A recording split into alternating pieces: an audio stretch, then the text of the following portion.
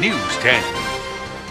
Good evening, I'm Rochelle Dean. A 3-year-old Elgin boy missing throughout the night is found in a wooded area not far from the family's home and returned to his mother. Emergency crews and volunteers who scoured the area for 12 hours say there's no way to describe the moment they found the toddler safe and sound. Like the saving grace of God, that child was safe.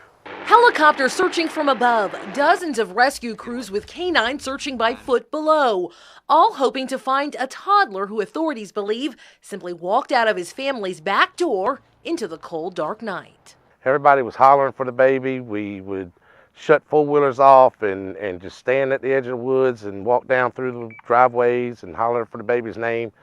And never once did we hear a cry.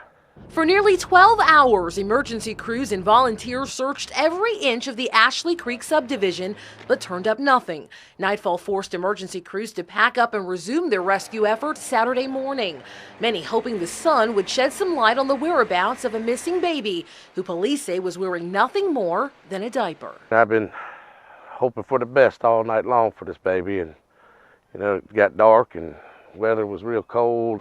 But 30 minutes after their morning search resumed, tears coming from this heavily wooded area gave them hope that their search might soon come to an end. And he turns around to me and says, "Mark, I hear a kid down here." I said, "I did too." So we told them, and it was just a matter of seconds.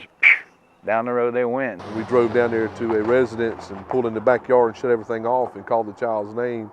The child began crying. You can't describe the moment. You got a child missing for 12, 14 hours, and the biggest thing is he's safe. Besides a few scratches, police say the toddler, who was wearing nothing more than a diaper, was completely unharmed. News that left emotions running high. His mom was worried and the child was upset, and then just bringing them back together, that was a joyful sight. Now, the amazing thing about this story is that the child was protected and kept warm all night long by the family dog. Our Logan Smith talked to 2 people who live in the house where that baby was found.